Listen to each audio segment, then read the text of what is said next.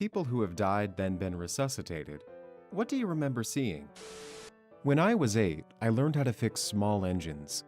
That being said, my dad had an old flathead Briggs & Stratton 5.5 horsepower engine that didn't work. He also had a riding lawnmower that had no engine nor blades. He gave me the task of getting the engine running. I could put it on the riding lawnmower and have fun whenever.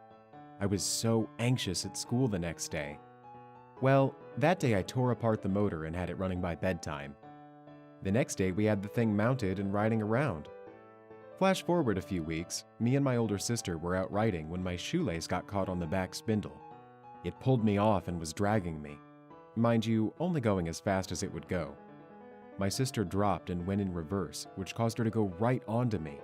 The chain and chain wheel caught my lower right back, ripping my skin open and pulling my large and small intestine out, severing my right lung, breaking my spine in 2 places, and shredding my right kidney.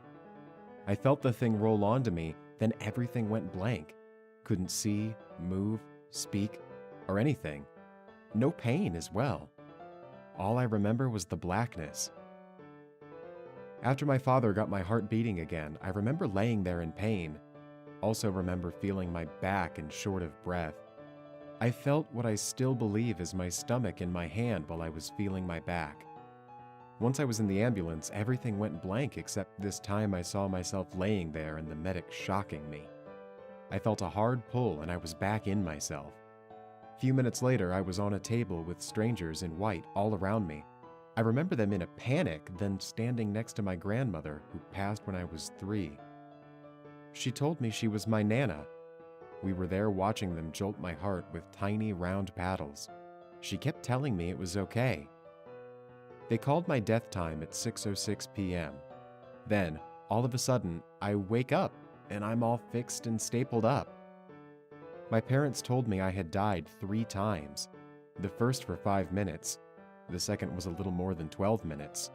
But the last time was astonishing to the doctors. My heart stopped beating for 20 minutes. My parents made them continue jolting my heart. They told me the doctor kept telling them that I was going to have a 98% chance of being brain dead. I'm 25 years old and am as healthy as ever. I'm fully capable of walking as well. I attempted suicide a few years ago by hanging myself with an extension cord. I had no pulse when the police arrived, but nobody's really sure how long I was up there. I was resuscitated in the ambulance but was in a coma for a little under 2 weeks.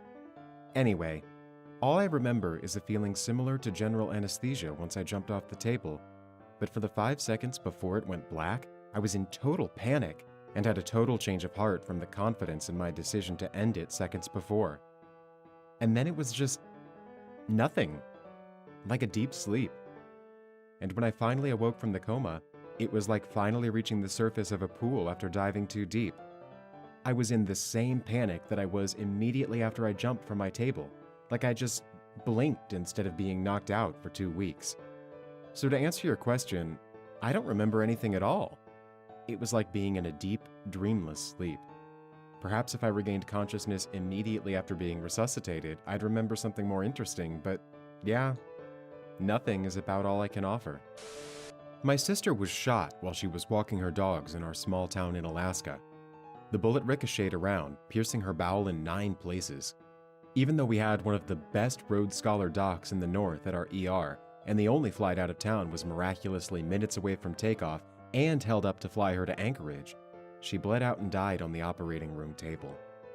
She knows because she vividly remembers everything the surgeon said as she lay dead on the table. What she told me later is remarkable. She recalls drifting up and into a very bright light. She was no longer in pain and felt compelled to travel into the brilliance. It led to an amazing river. Seriously, the look on her face when she describes this place helps me realize that radiant, endless joy is not just a possibility, but an eventuality. She describes playing in a river that consisted of pure knowledge. Anything she ever wanted to know was at her fingertips. As she played in this amazing river, she could sense figures on the distant shore. They were our people, she explained, our family, our animals, all waiting patiently for her to finish playing in the river and wade towards them on the shore. Though she was not ready to leave the marvelous river, She knew without being told that they would wait patiently and joyfully.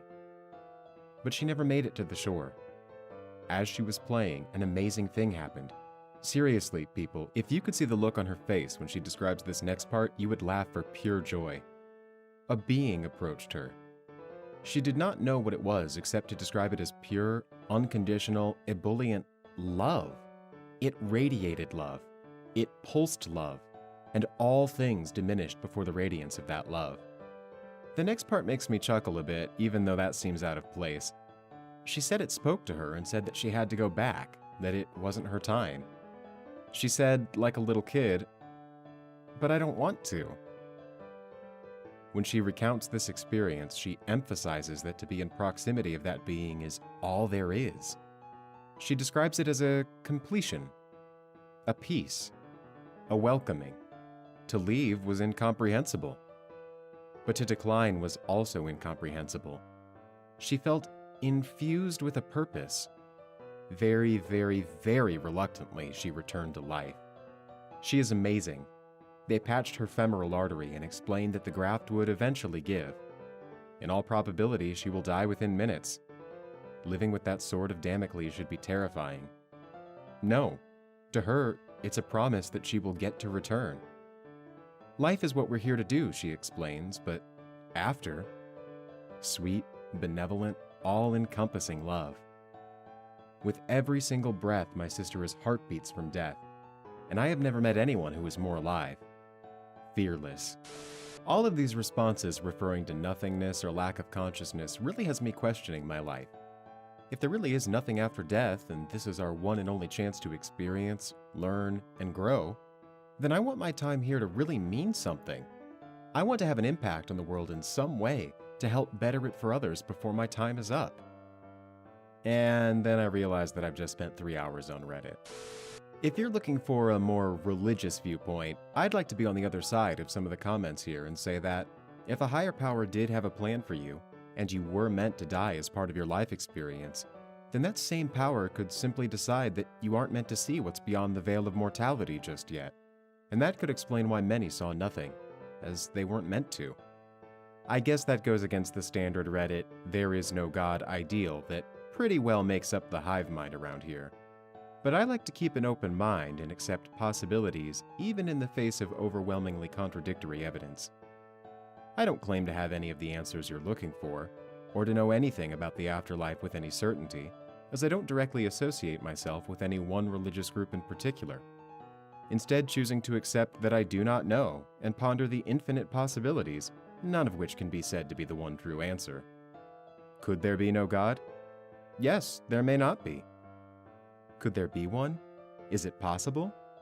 Yes, it certainly is, but no one can say with any true certainty until they've died, for good, that is, that any answer is the right answer. Anyone that claims to have those answers cannot comprehend the immensity of what they don't know. My former football coach had a heart attack on the field and was dead for 15 minutes. We were talking to him, and someone finally asked what it was like to be dead. He replied with saying that he remembers a whole lot of nothing. He didn't have amnesia or anything. There was nothing around. He did say it was the most peaceful moment of his life. Going off this, I kind of think it's like Inception, where you build the world that you inhabit. Hung myself with my dog's leash almost a year ago. All I remember is letting go of the leash since I was holding on to it and just hanging there for like a minute. It wasn't enough of a shock like stepping off a chair, so I was suffocating and time just seemed to slow down. I felt my heartbeat in my arms and legs, and I felt it start to fade. I remember what I've come to call the big empty in my therapy groups as just the plain nothingness. It's hard to describe, and some people in this thread have managed it quite well, but my description would be a void. There's no darkness, there's no you, there's nothing. It's such a complete lack of anything at all that it can't even be described as empty, because that would imply it could be filled with something. It's hard to even realize that it exists because you can't even really perceive it. A near-death experience like mine, I think, is like peering at the void but not going in. Just enough life left to know it's there, and not enough death to be engulfed and completely extinguished by it. My nosy neighbor apparently witnessed me through the window, broke said window, and cut me down within 10 minutes. I was out for 3 days afterwards, but I have since fully recovered and finished my inpatient and outpatient program with the Youth Services Bureau and have completely turned my life around. The fear of the big empty still haunts me, knowing that I will have to face it again one day and lose. I OD'd on some sleeping pills when I was young and stupid and heartbroken. I hadn't thought much about the consequences of what would happen afterwards, except I wouldn't feel this overwhelming pain anymore. The shock of the absolute nothingness I experienced for a few moments brought me enough strength to crawl back to town and get taken to the hospital. The 5 or so minute ride to the hospital was me fighting with it with everything I had, and every time I slipped over, the horribleness of it made me fight just a little harder. I was too exhausted to fight once I got to the hospital. A preacher read me my last rites, and I was out. Luckily, I woke up a couple days later. I've been worse off emotionally a few times since then, but suicide never crosses my mind. There are no emotional troubles that are as awful as that sliver of nothingness I felt. My life is great now, and I'm so thankful I'm alive. I've experienced so many great things since then, I can't believe I ever thought I had nothing to live for. When I was coming to, which took a couple days, I hallucinated my best friend trying to get me into trouble by making me get out of bed, and seeing a little mouse in the corner of the room which I kept trying to capture.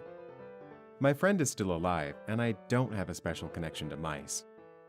It felt very real, but obviously I was hallucinating. I can see how someone might hallucinate about things like deceased relatives and mistake their visions for something more than a brain malfunction. So as far as changing my views on religion, I was fairly skeptical beforehand, but deep down hoped angels would whisk me away. Afterwards, I'm pretty sure this life on Earth is all we got. Nothing at all, really. It's much like a deep sleep. I do remember the shock of being resuscitated. It's just like, boom. You take the single most painful gasp of air as your eyes burn out from the halogen lights in the hospital. You look up and see a bunch of people in white hospital masks. You're manic and panting for air as the nurses and doctors hold you down to keep you from jumping up and ripping out the IV. I had a near-death experience in which I was ejected from an automobile. When I regained consciousness, a man came to me and said everyone survived. The man was there before any paramedics arrived. The craziest part of it all was that looking at that man gave me the most powerful sensation of déjà vu ever. Maybe I hit my head too hard, but it was an insane experience. It was as if I'd seen that man before,